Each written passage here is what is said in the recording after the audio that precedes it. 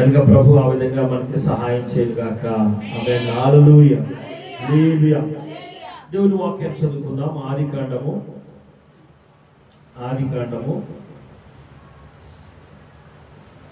48వ అధ్యాయము. ఆదికాండము 48వ అధ్యాయము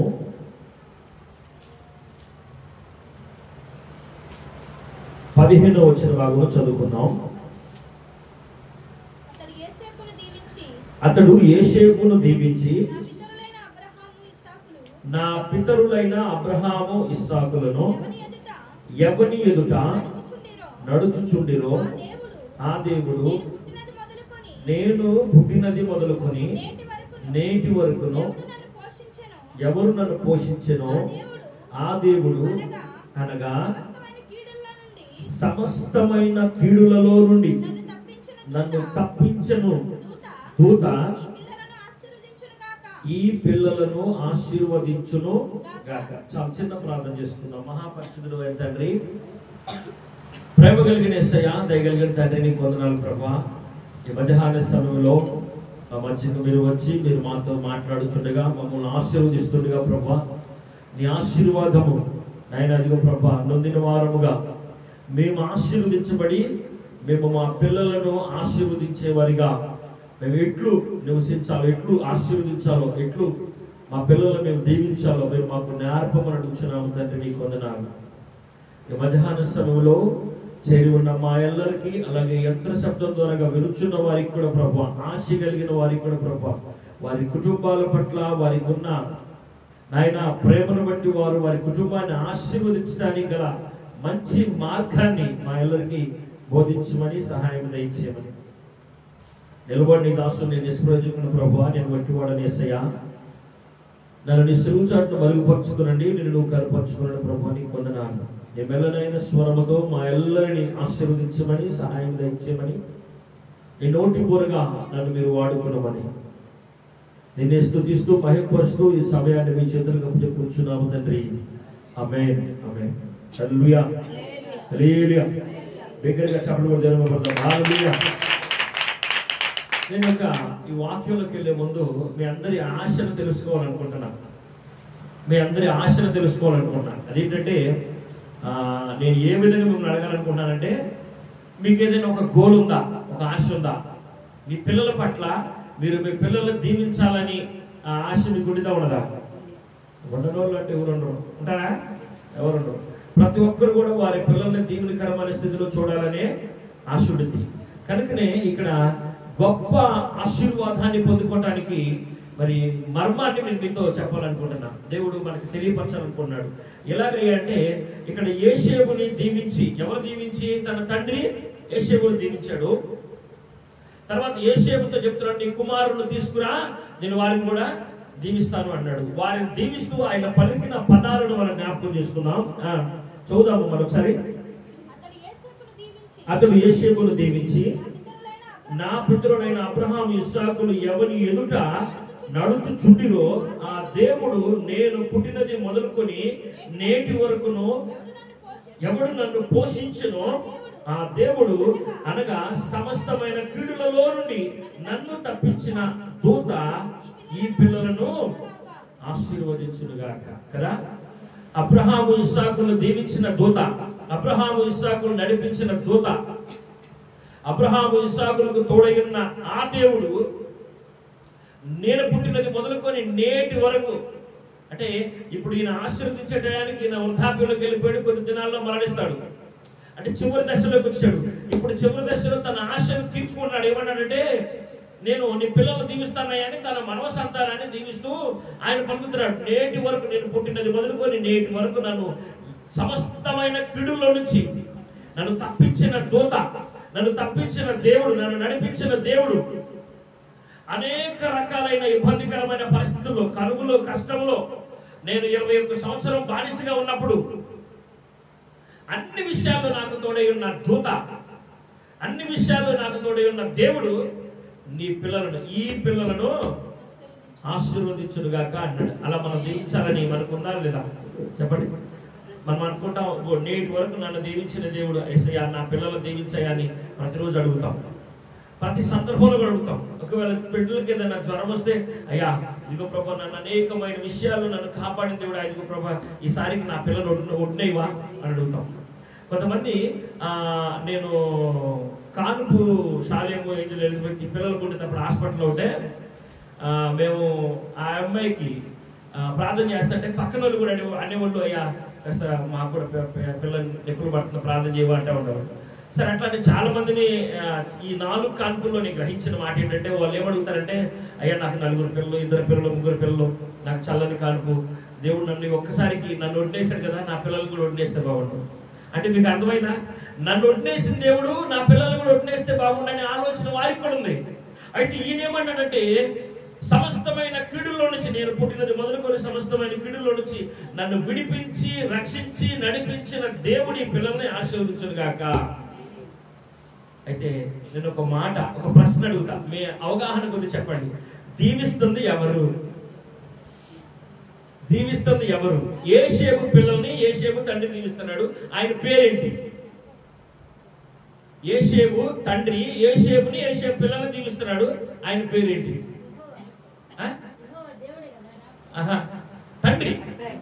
తండ్రి అడుగుతున్నాడు కదా, నా పిల్లలు దీవించమని అడుగుతున్నాడు కదా, ఈ పిల్లలు దీవించాలి. యేషేబు, నేను మరలా చెప్తాను అర్థం అవడానికి, యేషేబు తన కుమారుడైన యేషేబుని తన తండ్రి యేషేబు తండ్రి దీవిస్తూ ఆయన చెప్తున్న మాట ఏంటంటే, నీ పిల్లల్ని కూడా దీవిస్తా, తీసుకురా అన్నాడు. మనవల్ని. యేషేబు తండ్రి పేరు ఏంటి?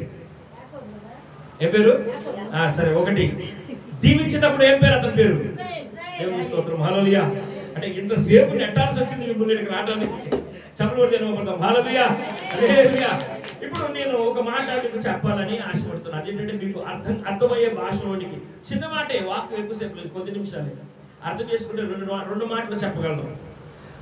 అవగాహన కొరకు ప్రయత్నం చేయండి. దేవుని స్తోత్రం కలుగాక, హల్లెలూయా, హల్లెలూయా. ఇక్కడ దీవిస్తున్న ఆయన ఎవరంటే, ఇక్కడ చూడండి, ఇదే అధ్యాయంలో 5వ వచనం చూద్దాం.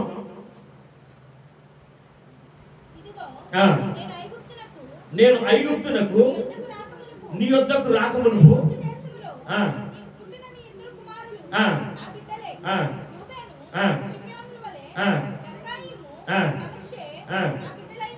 దేవునికి స్తోత్రం, హల్లెలూయా. ఇక్కడ ఏమంటాడు విన్నారు మీరు బాగా? ఇశ్రాయేలు తన కుమారుడైన యోసేపుతో చెప్తున్నాడు, మాటిస్తున్నాడయ్యా, నీకు నేను ఇక్కడికి రాకమునుపు, ఐగుప్తుకి రాకమునుపు నీకు 2 పిల్లలు పుట్టారు కదా, వాళ్ళు కూడా నా పిల్లలే. ఎవరెవరు వాళ్ళు? ఎఫ్రాయిము, మనీషా. క్షమించండి, మనీషా, ఎఫ్రాయిము. పెద్దవాడి పేరు మనీషా, రెండోవాడి పేరు ఎఫ్రాయిము. వారు కూడా నా పిల్లలే. నేను రూబేను, లేవి లేదా రూబేను, సిమియోను అంటే నా పిల్లలని నేను దీవించినట్లుగా వారిని కూడా నేను దీవిస్తానంటున్నాడు. మరొక మాట ఇక్కడ చదువుకుందాం. 11వ వచనం చదవండి. 11వ వచనం. నీ ముఖము చూచెదనని నేను అనుకోలేదు, నీ సంతానమును దేవుడు నాకు కనుపరిచి ఉన్నాడనగా యేసేపు ఆ పిల్లలను తీసుకొని సాష్టాంగ నమస్కారము చేసెను.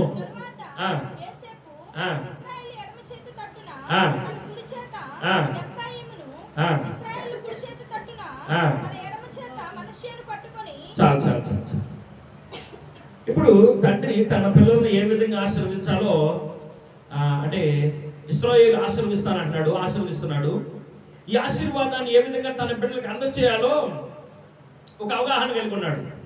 ఈయన ఏమన్నాడంటే, పెద్దవాడు మనీషే కదా, మనీషే వాడిని ఈ వైపు పెట్టి, రెండోవాడు ఎఫ్రాయిం కదా, వాడిని ఈ వైపు పెట్టాలని ఆలోచన చేస్తున్నాడు. ఎవరు? యేషేబు. క్షమించండి, యేషేబే ఆలోచన చేస్తున్నాడు. అయితే యాకోబు ఏం చేస్తాడంటే, తెలివిగా, యుక్తిగా రాయబడింది అక్కడ. తెలివిగా అతని కళ్ళు కొంచెం మందగించినాయి, అప్పటికే కొద్ది పెద్ద వయసు అయిపోయింది కదా. అతను ఏం చేశాడంటే, ఎఫ్రాయిముని ఇటు తీసుకున్నాడు, మనీషాని ఇటు తీసుకున్నాడు. అంటే యేషేబు అనుకున్నట్టుగా కాకుండా వేరుగా తీసుకొని వారిని దీవిస్తున్నాడు. అది యేషేబుకి కొంచెం నచ్చట్లా.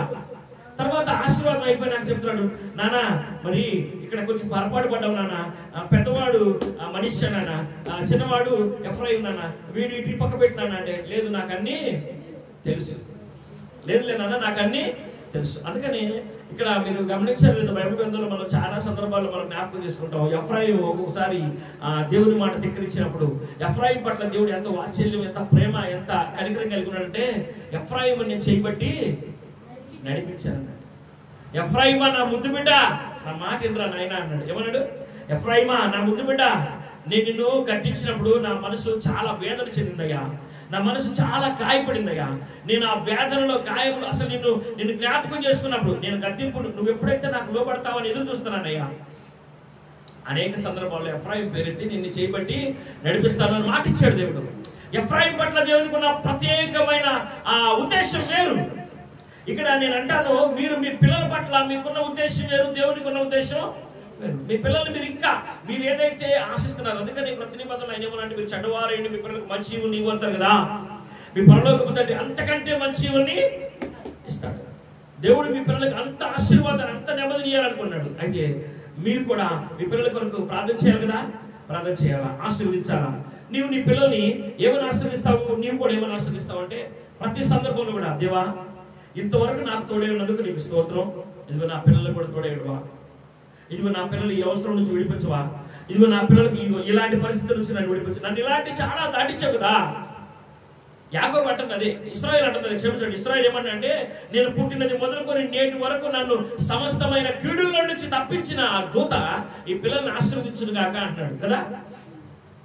అయితే నీవు నీ పిల్లల్ని ఆశీర్వదించాలంటే ఎలా ఆశీర్వదించాలంటే, యాకోబు లాగానా ఇశ్రాయేలు లాగానా చెప్పాలా? యాకోబు లాగానా ఇశ్రాయేలు లాగానా అంటే నాకు తెలియదయ్యా. మొదటి యాకోబే కదా, తర్వాత ఇశ్రాయేలు కదా. యాకోబు అయితే ఇశ్రాయేలు అయితే ఒకళ్ళే కదా, చెప్పండి, ఒక వ్యక్తి కదా అని అనుమానం మనలో రావచ్చు. కానీ ఇక్కడ నేను ఒక మాట చదువుతాను, జ్ఞాపకం చేసుకోండి. ఆదికాండం 32వ అధ్యాయంలో, ఆదికాండం 32వ అధ్యాయంలో అబ్రహాము తన పిల్లలను ఆశీర్వదించడానికి మొట్టమొదట దేవుని ఆశీర్వాదాన్ని క్షమించండి యాకోబు పొందుకున్నాడు. చూద్దామా? 26 చదవండి, 32:26.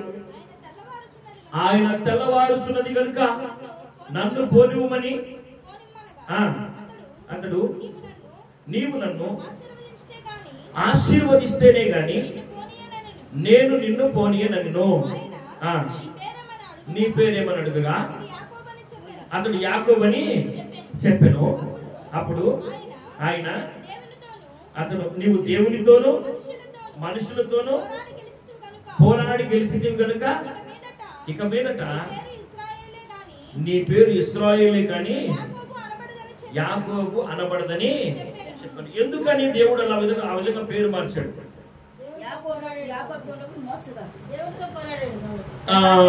వాస్తవమే. ఇంకా ఉంది, నేను చెప్పాలా ఏంటంటే,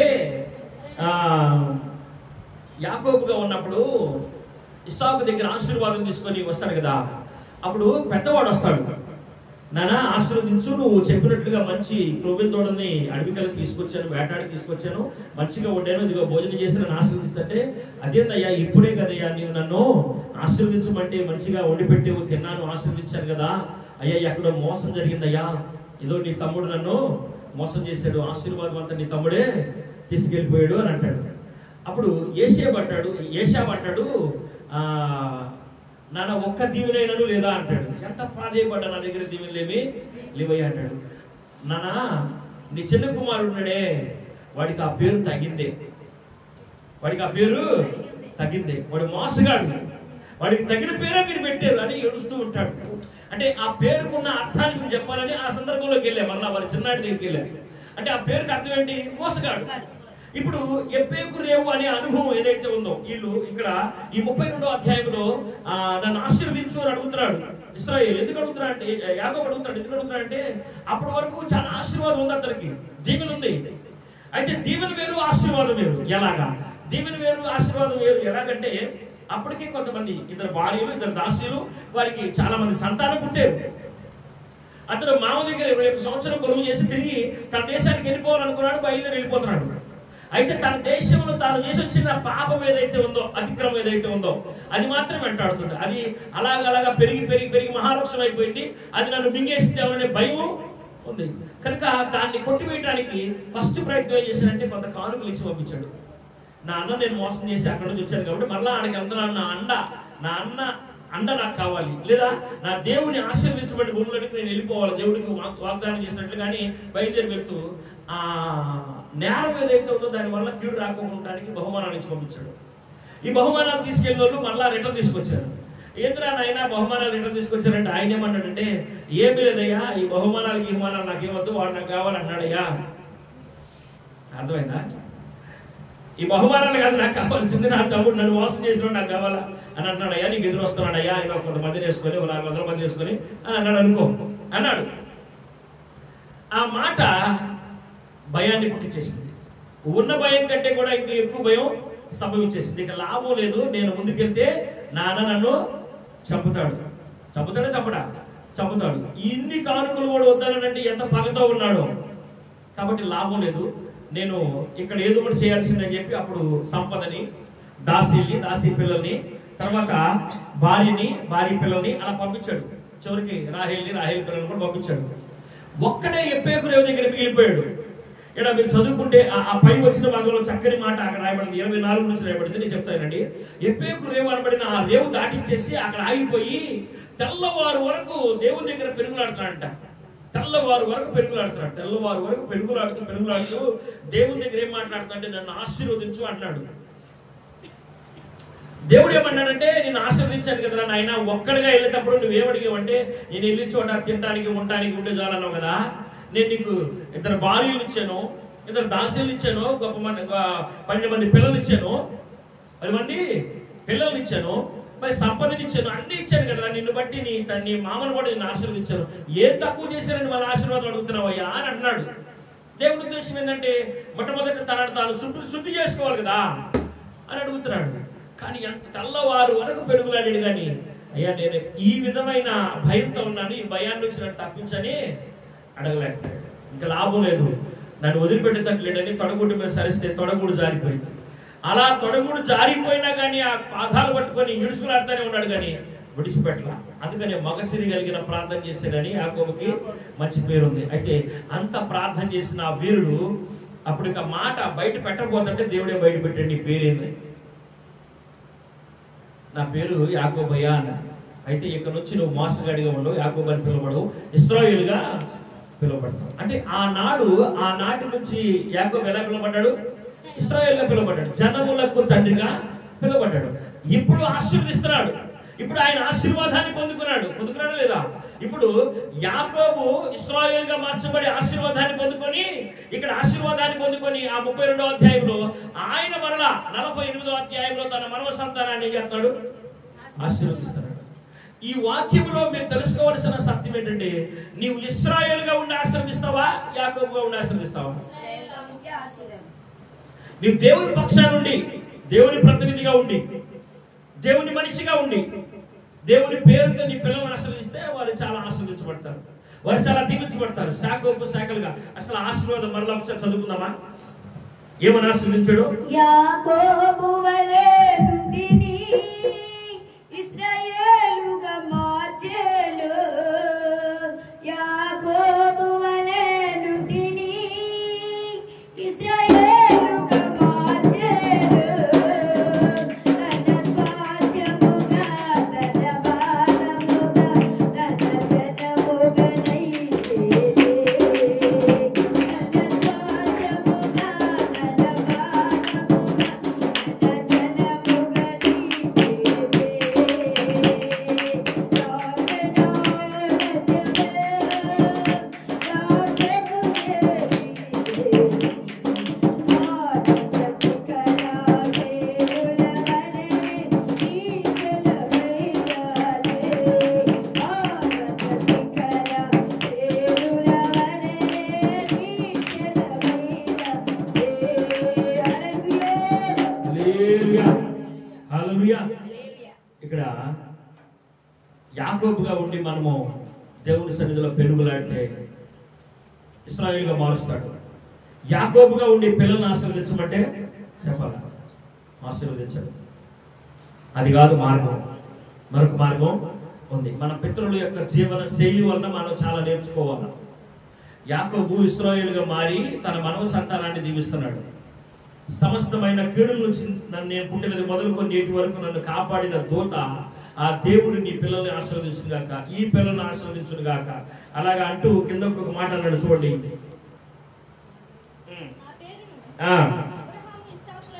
నా పేరును అబ్రహాము ఇస్సాకుల పేరును నా పితరుల పేరును వారికి పెట్టబడును గాక, భూమి యందు వారు బహుగా విస్తరించుదురు గాక అని చెప్పెను. యోసేపు చాలు చాలు చాలు. భూమి యందు ఎలా ఆశీర్వదించబడాలని నీ పిల్లలను దేవుడు కోరుకున్నాడు? బహుగా విస్తరించాలని కోరుకున్నాడు. బహుగా ఫలించి వారు విస్తరించాలని దేవుడు కోరుకున్నాడు. అలా వాళ్ళు అలా ఉండాలి అంటే మనం ఎలా ఉండాలి చెప్పాలి? ఇశ్రాయేలుగా ఉండాలి. ఇశ్రాయేలుగా నువ్వు ఉంటే, ఇశ్రాయేలుగా నేనుంటే నా పిల్లలను దేవుడు జ్ఞాపకం చేసుకుంటాడు. యోసేపు ప్రార్థన చేశాడు, అబ్రహాము ఇస్సాకుల దేవా, నేను ఈ గుట్టలో పడ్డానయ్యా, నాకు చిన్నప్పుడు కళ ఇచ్చావు కదా, ఈ కళ దర్శనం ఏదైతే ఇచ్చావో దర్శనాన్ని చెప్పినందుకు, దర్శనాన్ని మాట్లాడినందుకు, దర్శనాన్ని దృష్టిలో పెట్టుకున్నందుకు నన్ను ఇక్కడ గుట్టలో పడేశారు. నేను ఎక్కడున్నా కానీ నీ దర్శనాన్ని జ్ఞాపకం చేసుకుంటాను, నీ దర్శనమే నా ఎడల నెరవేరుడు గాక అన్నాడు. గుట్టలో నుంచి అమ్మబడ్డాడు. అక్కడ నుంచి పోతిఫర్ దగ్గరికి వెళ్ళాడు. అక్కడి నుంచి సరసాలకు వెళ్ళాడు. ఎక్కడికి వెళ్ళినా కానీ నీ దర్శనమే, నీ చిత్తమే నా ఎడల నెరవేరుడు గాక. ఎంత ఆశీర్వాదం! యోసేపుని ఎంత దేవుడు ఆశీర్వదించాడు. ఐగుప్తు దేశంలో, శత్రువుల దేశంలో ఒక ప్రధానమంత్రిగా, ఆర్థిక శాఖ మంత్రిగా అతను ఆశీర్వదించబడ్డాడు, దీవించబడ్డాడు. రాజుగారికి భోజనం వెళ్ళాలన్నా కానీ ఆ ఏడు ముద్ర పడాల. ఎవరిది? సంతకం. ఇదిగో ఇంత రాజుగారింటికి ఆహారం పంపించండి. ప్రతిదీ కూడా ఆ విధానంగా దేవుడు వారిని ఆశీర్వదించాడు. అలా ఆశీర్వదించబడటానికి కారణం ఏంటంటే యాకోబు ఇశ్రాయేలుగా మారి తన పిల్లల్ని ఆశీర్వదించాడు. మంచి నడవడికలో ఆ బాబుని పెంచాడు. కాబట్టి ఈ మధ్యాహ్న సమయంలో నీవు నేను కూడా ఇశ్రాయేలుగా ఉంటే మన పిల్లలు దీవెనకరంగా ఉంటారు. యాకోబుగా ఉండటం వలన మనకి ఆశీర్వాదం కాదు, మన బిడ్డలకు కూడా ఆశీర్వాదం కానే అది. మనం ప్రార్థన చేయాలి, మనం మార్పు చెందాలి. చాలా మందికి బాప్తిస్మం తీసుకున్న పేరు మారుస్తారు. చెప్పండి, మారుస్తారా? మారదా? మార్చారా? అంతకు ముందు ఏం పేరు రా? ఇప్పుడేం పేరు? దేబోరా. మార్చారా? మార్చారు. పేరుకు తగ్గట్టుగా మనము రోషం కలిగి ఉండాలా. ఇశ్రాయేలు లేకుండా ఉండాలా, దెబోరా లేకుండా ఉండాలా. నీ పేరు ఏదైతే, నీ పేరు నువ్వు ఇప్పుడు కొంతమందికి పేరు మార్చుకోవచ్చు, నా పేరు మార్చలేదయ్యా అనుకుంటారు. నీవు క్రీస్తు రక్షణ వస్త్రాన్ని కప్పుకొని నీవు క్రీస్తు కుమార్తెగా, కుమారుడుగా, నువ్వు అంతకు ముందున్న ఆ వారసత్వం వేరు, ఇప్పుడున్న వారసత్వం వేరు. ఇప్పుడు నువ్వు దేవుని సొత్తు, నువ్వు నీ సొత్తు కాదు, నువ్వు విలువ పెట్టుకొనబడిన ఆయన సొత్తు. కాబట్టి నీవు ఆ విధంగా ప్రత్యేకించబడిన వ్యక్తిగా ఉండాలి. నేను ఇంకొక మాట, కొద్ది నిమిషాలు వాక్యాన్ని కొద్ది నిమిషాలు మాత్రమే మాట్లాడతాను. ఇంకొక ఇద్దరు వ్యక్తులను చూపిస్తాను, చూద్దాం. వారిలో కూడా గొప్ప ఆశీర్వాదాన్ని నేను మీకు పరిచయం చేయాలనుకున్నాను. ఇక్కడ ఒక వ్యక్తిలోనే రెండు పేర్లు, రెండు లక్షణాలు మనం ఎరుగుతాము. రెండు పేర్లు, రెండు లక్షణాలు. యాకోబు, ఇశ్రాయేలు. తర్వాత నేను ఒక మాట, ఇక్కడ ఒక మాట జ్ఞాపకం చేసుకుందాం. ఇక్కడ మొదటి సమూయేలు గ్రంథం 13వ అధ్యాయంలో, మొదటి సమూయేలు గ్రంథం 13వ అధ్యాయంలో ఒక సన్నివేశాన్ని ముందుకు తీసుకురావాలనుకున్నాను. చూద్దామా? 13వ అధ్యాయం 19 నుంచి గబగబా 23 వరకు చూద్దాం త్వరగా. ఇది మొదటి సమూయేలు 13వ అధ్యాయం.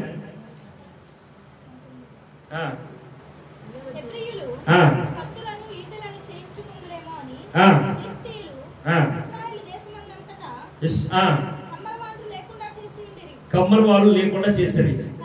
కాబట్టి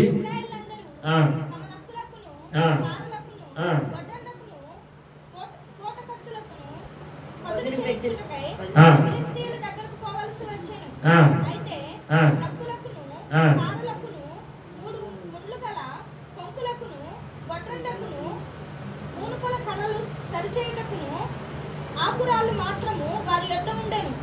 కాబట్టి యుద్ధ దినమందు సౌలు యొద్దను యోనాతాను యొద్దను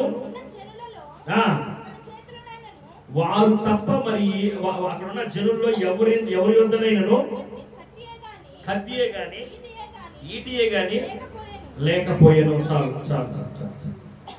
ఇలా ఒక సన్నివేశానికి ముందుకు తీసుకొస్తాను, బాగా వినండి, గ్రహించండి మాట. ఇశ్రాయేలీయుల మీదకి యుద్ధం సంభవించింది. చుట్టూ ఉన్న ఫిలిష్తీయులందరూ కూడా చుట్టుముట్టేసి వారిని సంహరించడానికి వారు మంచిగా యుద్ధానికి దిగి చుట్టూ ముట్టేశారు. ఈ ప్రయత్నంలో వీళ్ళు ఏం చేయాలా? ప్రతిదాడి చేయాలి కదా. ప్రతిదాడి చేయడానికి ఫిలిష్తీయులు ఏం చేశారంటే కమ్మరి వాళ్ళు, అంటే కొలి పని చేసేవాళ్ళు లేకపోకుండా ఇశ్రాయేలు ప్రతి ఒక్కరిని అక్కడ నుంచి తీసేశారు. ఇప్పుడు వారు యుద్ధానికి వెళ్ళాలంటే కత్తి తీసుకోనో ఈడు తీసుకోనో లేకపోతే బాణాలు తీసుకొని వెళ్ళాలి కదా. ఏ ఆయుధం చేత పట్టాలన్నా ఆ ఆయుధాన్ని తయారు చేసేవాళ్ళు లేడు. లేక ఇప్పుడు అక్కడ జరిగే ఆ యుద్ధానికి వీరు కూడా వెళ్ళి రెడీగా ఉన్నారు కానీ ముందుకు వెళ్తారా ధైర్యం సరిపోట్ల. ఎందుకు ధైర్యం సరిపోవట్లేదు? వీళ్ళ దగ్గర రాజుగారి చేతిలో, రాజుగారి కుమారుడి చేతిలో, వారిద్దరి చేతులు తప్ప నుంచి ఆయుధాలు ఎవరి చేతిలో లేవు. బాగా అర్థం చేసుకోరండి. మీకు అర్థమైందా? ఇశ్రాయేలీయుల మీద యుద్ధానికి ఫిలిష్తీయులు వచ్చారు. ఆ సమయంలో సౌలు రాజుగా ఉన్నాడు. సౌలు దగ్గర, సౌలు కుమారుడైన యోనాతాను దగ్గర తప్పనించి ఆయుధాలు ఎవరి దగ్గర లేవు, ఒక్కరి దగ్గర కూడా లేవు. అందరూ మరి యుద్ధ సన్నాదులే అట్లా ఉన్నారు కానీ ఎవరు డేరాలో వాళ్ళు అలా గుడారాలు వేసుకొని కూర్చున్నారు కానీ ముందుకు ఎవరు వెళ్తున్నారు, సాహసం ఎవరు చేయట్లేదు. శత్రువులు మాత్రం చుట్టుముట్టేశారు. ఎప్పుడొచ్చి వీళ్ళ మీద పడి వీళ్ళని నాశనం చేయాలని చూస్తున్నారు, వీళ్ళు మృంగివేయాలని చూస్తున్నారు. కానీ వారికి ఉన్న భయం ఏంటంటే వాళ్ళ దగ్గర ఆయుధాలు లేకుండా మనం చేసాం కానీ వారి దేవుడు చాలా గొప్పవాడు కనుక తొందరపడి మనం వాళ్ళ దగ్గరికి వెళ్ళొద్దు, ఏమో ఏం జరుగునో అనే భయం వారికి ఉంది. వారు కూడా ఒక స్థలాన్ని నిర్ణయించుకుని ఆ స్థలంలో వారు కూడా దాగి ఉన్నారు. వీరు ఈ స్థలంలో దాగి ఉన్నారు. ఈ టైంలో యోనాతాను, ఎవరు?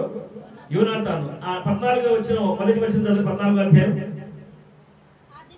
ఆ దినము సౌలు కుమారుడైన యోనాతాను తన తండ్రితో ఏమీ చెప్పక అతని ఆయుధములను మోయు పడుచు వానిని పిలిచి అవతలినున్న ఫిలిష్తీయుల దండు కావలి వారిని ఏం చేస్తారంటే ఇల్లు ఏమంటారు అంటారు కదా, కోత కొంచెం పిట్ట కొంచెం కోత కణం, పెట్టకొచ్చి కోత కణం అని ఆ సైన్యం అంతా కూడా భయపడి కదలకొని కూర్చుంటే ఈ కుర్రోడు యోనాతాను చెప్పే ఆ సవాళ్ళు ఏంటంటే తన ఆయుధాలు మోసే తన పరిసరాలు ఆ బాడీ గార్డు సెక్యూరిటీ గార్డు అంటారు కదా, ఆయుధాలు మోసేవాడిని పిలిచి అన్నాడు ఆ పడుచువాడిని అవతలనున్న ఫిలిష్తీయుల దండుల మీదకి వెళ్ళిపోదాం, మనము వాళ్ళని హతం చేస్తుంటాం రా అని అడుగుతున్నాడంట.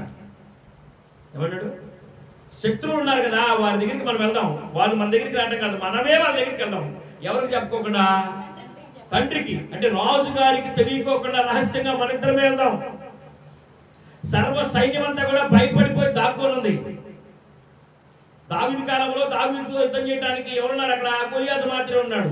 కానీ ఇప్పుడు అవతల ఎవరున్నారు? గొలియాతు కాదు, అవతల ఫిలిష్తీయుల సైన్యం అంతా, వారి సర్దారులంతా కూడా ఉన్నారు. ఈ సమయంలో యోనాతాను చెప్పే మాట ఏంటంటే తన ఆయుధాలను మోసేవాడిని పిలిచి, ఆ ఎవరిని పిలిచి ఆ ధరికి పోదాము, ఆ ధరిలో ఉన్న శత్రువులు ఎవరైతే ఉన్నారో, సర్దారులు ఎవరైతే ఉన్నారో, ఫిలిష్తీయులు ఎవరైతే ఉన్నారో వారిని హతం చేసేద్దాం రా అని అడుగుతున్నాడంట. ఆ అధ్యాయంలో 6వ వచనంలో విన్నాము ఒకసారి. 14వ అధ్యాయం 6వ వచనంలో ఒక మాట రాయబడి చూద్దాం. ఆ సవాలు వినండి. యోనాతాను ఈ సున్నతి లేని వారి నన్ను ఈ సున్నతి లేని వారి దండు కాపురుల మీదకి పోదుమురము, యెహోవా తన కార్యమును సాగించునేమో, అనేకులు చేత అయినను కొద్ది మంది చేత అయినను రక్షించుటకు యెహోవాకు అడ్డమా. చప్పట్లు జనం వర్తమానసారి. హల్లెలూయా, హల్లెలూయా. ఇక్కడ ఆ కుర్రోడు ఎవరుడు యొక్క ఆ గురి మీకు అర్థమైందా? సైన్యం అంతా మనం వెళ్తే దేవుడు మనల్ని కాపాడతాం కాదు, మన ఇద్దరం వెళ్దాం. మన ఇద్దరం వెళ్ళా కానీ మన దేవుడు మనకి విజయాన్ని ఇస్తాడు. దేవుడు అంతమంది ఉంటే మనల్ని కాపాడతాం కాదు, కానీ మనం కొద్ది మందిగా వెళ్ళినా కానీ విజయాన్ని మనకి దేవుడు ఇస్తాడు. అంతటి ఆ దేవుని కార్యాన్ని మనం చూడాలంటే మనం ఏం చేద్దాం అన్నాడు? ఈ సున్నతి లేని ఫిలిష్తీయులు మనల్ని ఏం చేస్తారు? మనం వెళ్దాం రా, వారిని దేవుడు మనకి ఈ రోజు వారిని మన చేతికి వారిని అప్పగిస్తాడు. ఈ సవాలు నువ్వు చేయగలవా? ఈ ప్రార్థన నువ్వు చేయగలవా? నేడు నీ జీవితంలో చాలా ధనం అవసరమై ఉండొచ్చు, ఏదో సందర్భానికి అవసరమై ఉండొచ్చు. వారి దగ్గర కత్తులు లేవు, యుద్ధానికి వెళ్తే అవునా, కత్తులు లేవులే అని అందరూ డేరాలో దాక్కొని ఉన్నారు. కానీ రాజు గారు కూడా దాక్కొని ఉన్నాడు. యోనాతాను కత్తులు కాదు ముఖ్యం, జనం కాదు ముఖ్యం, నా దేవుడు. విజయాన్ని ఇచ్చేది ఎవడు? దేవుడు. మనం రక్షించేది మన దేవుడు. కనుక ఇంతమంది వలన మనం రక్షించబడతాం కాదు, కానీ ఒక్కడి వలన మనం ఒక్కరు వెళ్దాం, మన దేవుడు మనకి విజయాన్ని ఇస్తాడు. అంతమంది వస్తే మనం విజయం పొందడం కాదు. దేవుడు ఈరోజు మన వలన లోకమంతటికి తెలుసుకోవాలా, ఆయన ఇద్దరు వెళ్ళినా కానీ విజయాన్ని ఇస్తాడండి. అదేదో మనమే రుజువు చేద్దామని వారు బయలుదేరి వెళ్ళారు. అప్పుడు ఆ పడుచువాడు ఏమన్నాడు తెలుసా?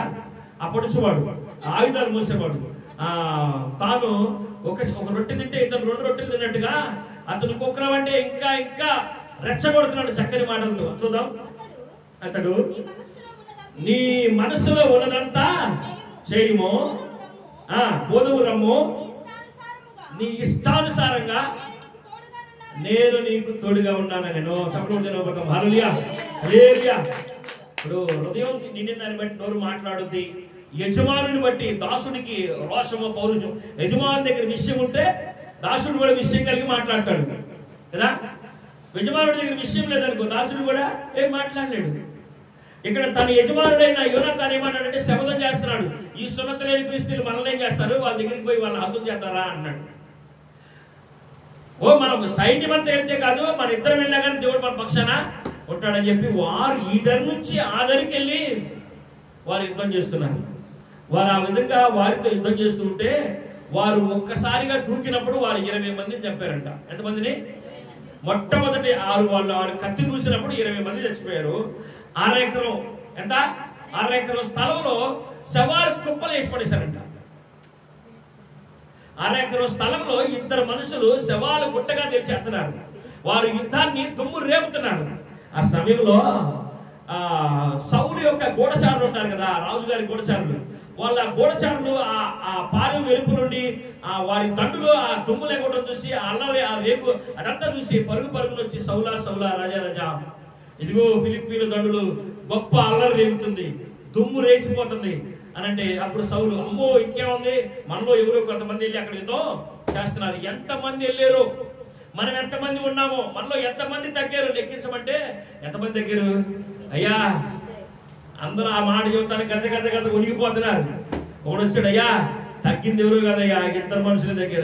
ఎవరు ఆ 2? ఎవరేందయ్యా? నీ కొడుకు యోనాతాను, అతను ఆయుధములు మోయబడు. చప్పుడు హల్లెలూయా హల్లెలూయా. నీ కొడుకు యోనాతాను, అతను ఆయుధములు మోయబడు మాత్రమే తగ్గారు. వారిద్దరు పోతే ఇంత దుమ్ము లేచిపోతుందా? ఇక సౌలుకి భయం పుట్టుకుంది. ఎందుకు?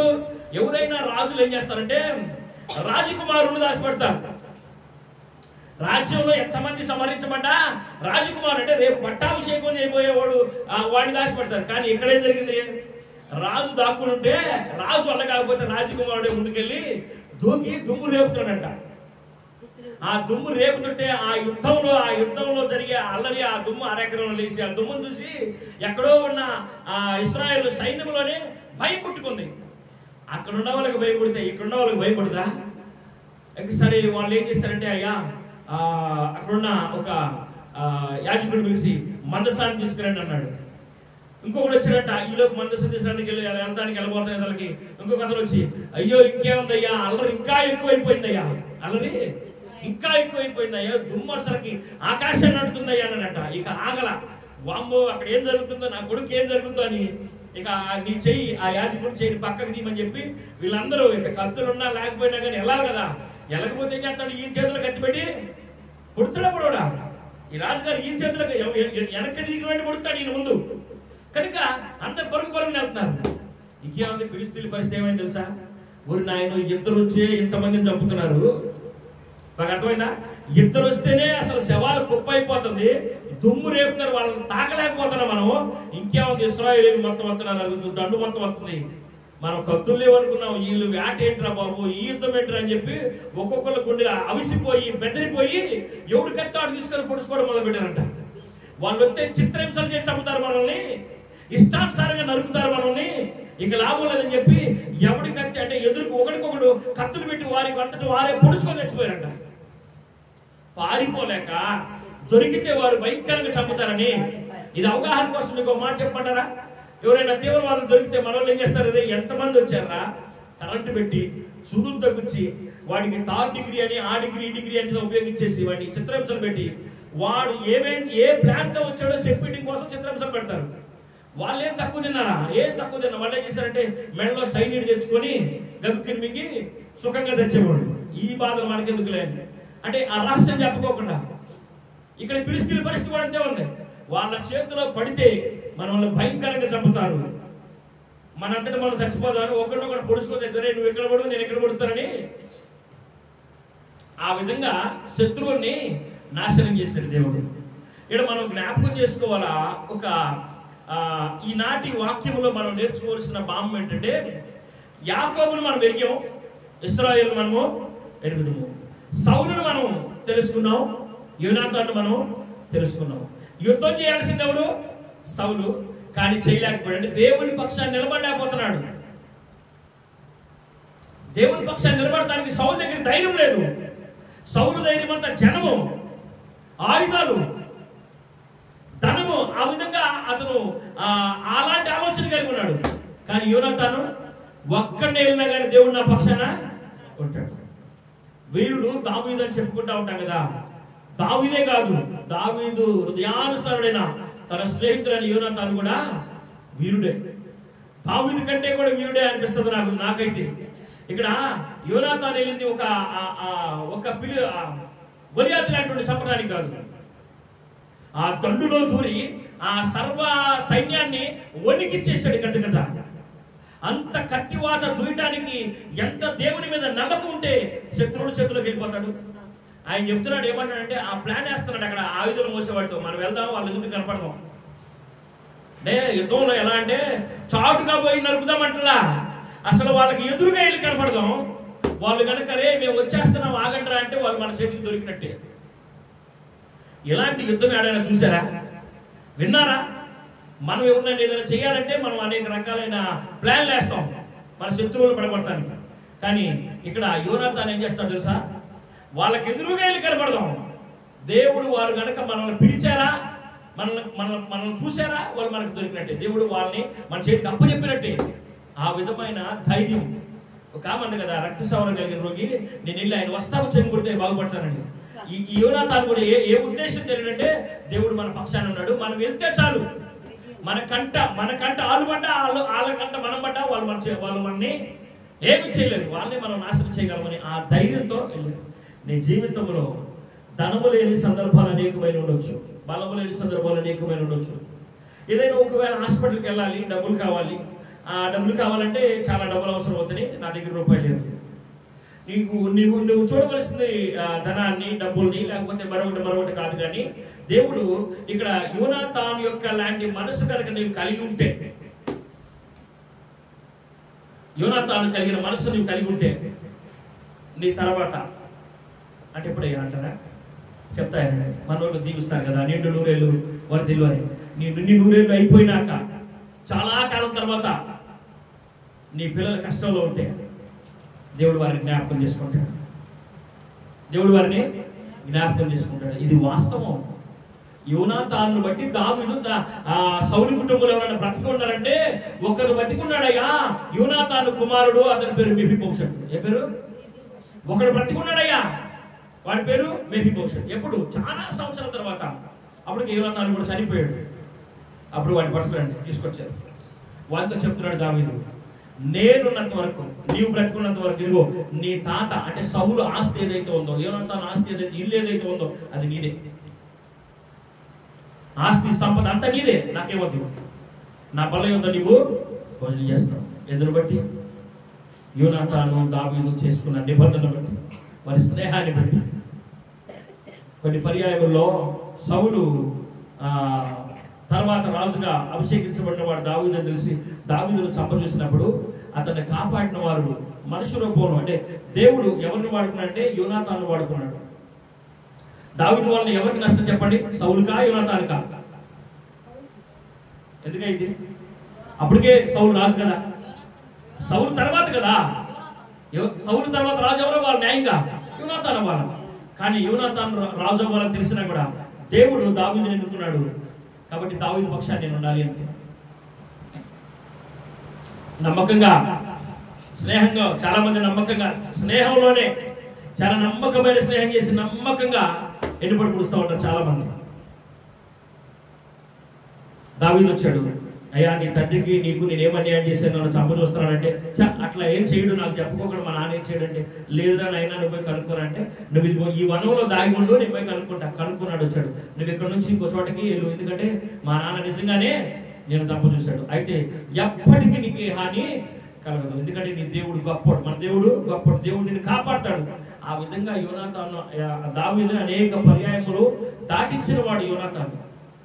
యోనాతాను లాంటి మనసు మనం కలిగి ఉంటే మన పిల్లలు దేవుడు జ్ఞాపకం చేసుకుంటాడు. అంతే, మనం యాకోబు లాగా సౌలులాగా ఉండి మనం అయ్యో బాబు అని చెప్పి రొమ్ములు కొట్టుకుని ఏడ్చిన ప్రయోజనం లేదు.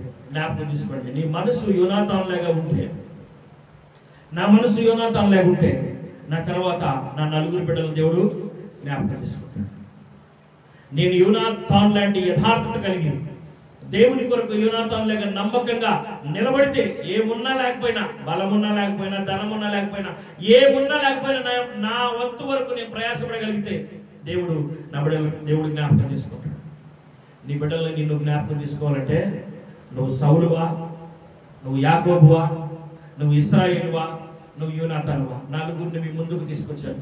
ఒక వ్యక్తిలో 2 పేర్లు మీరు ఎరుగుదురు, అలాగే ఇద్దరు వ్యక్తుల మనస్తత్వాన్ని మీరు ఎరుగుదురు.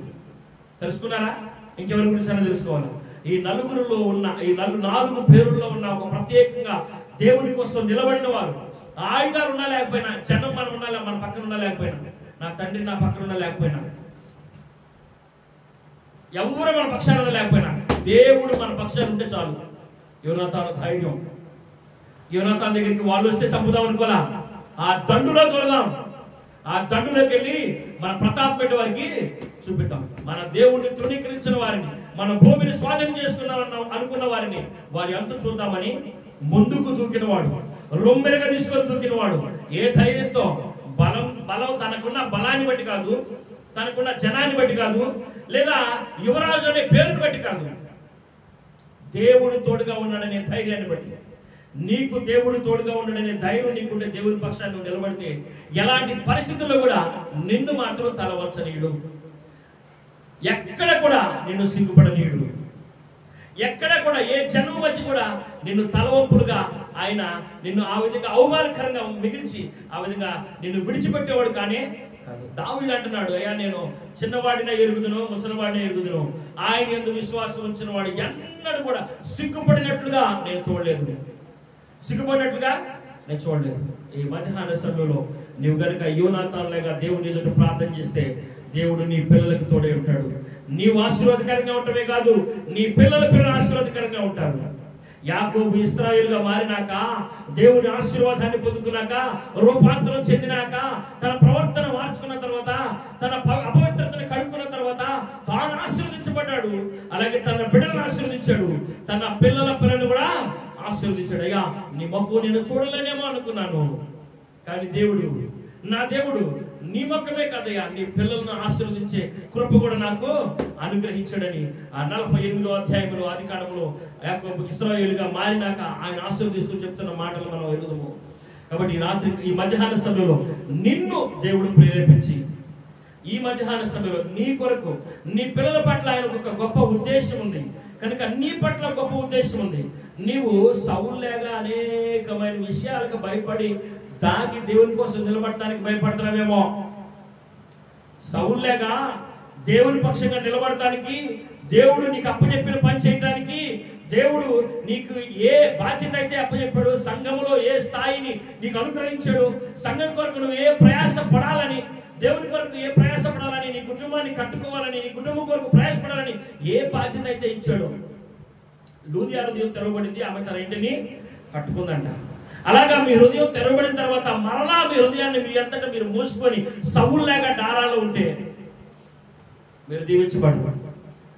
మిమ్మల్ని బట్టి మీ పిల్లలు కూడా ఆశీర్వాదకరంగా ఉండాలి అంటే అది కష్టతరమైంది.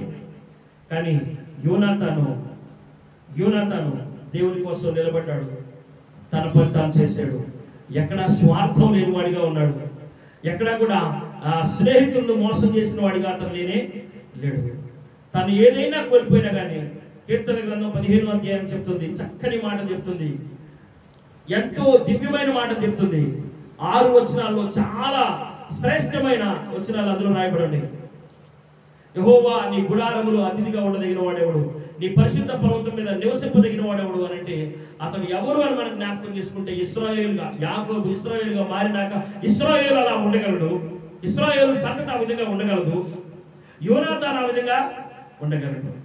కాబట్టి నీవు నీ జీవన విధానంలో నువ్వు ఎవరు లేక ఉండాలని నీ ఉద్దేశమైనదో దేవుడు ఈ మధ్యాహ్న సమయంలో నీతో మాట్లాడుతున్న మాట ఏంటంటే, నువ్వు యాకోబు లేక ఉన్నావేమో, ఇశ్రాయేలుగా మారితే నీకు దీవెన అంటున్నాడు. నువ్వు సౌలులాగా నీ బాధ్యతని గుర్తించుకోకుండా, నీ కుటుంబం కోసం ప్రయాసపడుకోకుండా, నీ కుటుంబం రక్షించబడటానికి నీ వంతు ప్రయాసం పడుకోకుండా, నీ అన్నదమ్ములు, నీ యొక్క బంధువులు, నీ స్నేహితులు వారు ఉన్న స్థితిలో వారిని ఒడిచిపెట్టేసి స్వార్థంగా నీ రక్షణ కొరకు లేదా నీ అవసరత కొరకు లేదా నీ సొంత ఆ స్వార్థంతో నువ్వు ఉన్నావేమో, ఈ మధ్యాహ్న సమయంలో జ్ఞాపకం చేసుకోనండి. దేవుడు ముందుగా మిమ్మల్ని రక్షించాడంటే మీ మీద ఒక బాధ్యత ఉంచాడు అని అర్థం. కనుక మీరు ఆ బాధ్యతని గుర్తెరిగి మీరు మీ కుటుంబం పట్ల, ఇక్కడ యోనాతాను తన దేశాన్ని తన ప్రజల్ని కాపాడుకోవడం కొరకు తన తండ్రి చేయవలసిన పనిని తాను చేశాడు. నీవు కూడా దేవుడు నీకు ఇచ్చిన గొప్ప సదవకాశాన్ని సద్వినియోగం చేసుకున్నట్లయితే నీవు నీ కుటుంబం ఆశీర్వాదకరంగా ఉంటుంది, నీ పిల్లలు ఆశీర్వాదకరంగా ఉంటారు, శాఖోపశాఖలుగా నీ పిల్లలు ఆశీర్వదించబడతారు, దీవించబడతారు. ఆ విధంగా ప్రభు యోనాతాను లాంటి మనసు, ఇశ్రాయేలు లాంటి మనసు దేవుడు మనకు దయచేసి అట్టి ప్రవర్తనలో మనం నడిపించును గాక. తలలో వచ్చానికి కొద్ది నిమిషాలు ప్రార్థన చేసుకుందాం. తలలో వచ్చానికి కొద్ది నిమిషాలు ప్రార్థన చేసుకుందాం. అయ్యా నేను ఇప్పటి వరకు సౌలు లేకున్నానయ్యా, అయ్యా నీ పక్షంగా నేను నిలబడలేకపోతున్నానయ్యా, అయ్యా నేను ధనము లేదు